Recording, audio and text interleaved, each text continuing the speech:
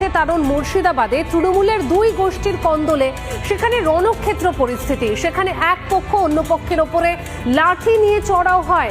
রঘুনাথগঞ্জে ঘটে এই ঘটনা এবং এই ঘটনায় গুরুতর আহত হয়েছে দুপক্ষের বেশ কয়েকজন। তাদের চিকিৎসা চলছে হাসপাতালে। অর্থাৎ যে ছবি উঠে আসছে জেলায় জেলায় তৃণমূলের গোষ্ঠী কোন্দল প্রকাশ্যে, একদম সেই ছবি সব জেলা থেকে।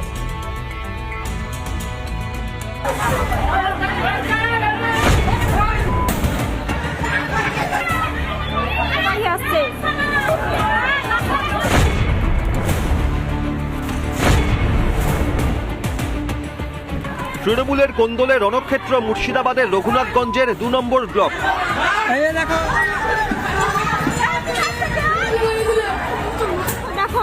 গিরিয়া গ্রাম পঞ্চায়েতের পাতলাতলা গ্রামে এক গোষ্ঠীর হামলা অন্য গোষ্ঠীর ওপর। দফায় দফায় বাঁধে অশান্তি।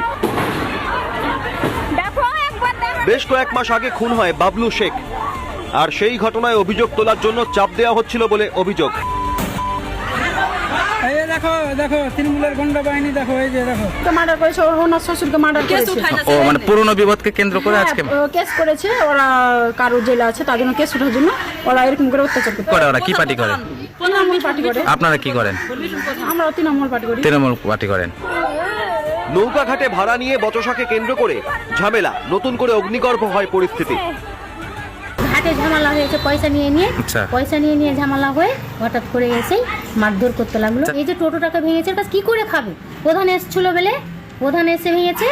আর আরো কে কে নাম আমি জানি না। আমরা উপপ্রধান হয়ে কজনকে মারধর করেছে? মেয়ে ছেলেকে সবাই কি করেছে। হাসপাতালে ভর্তি আছে। কোন পার্টির লোক ওরা? আমরা পার্টি করি। তৃণমূল আমরা করি।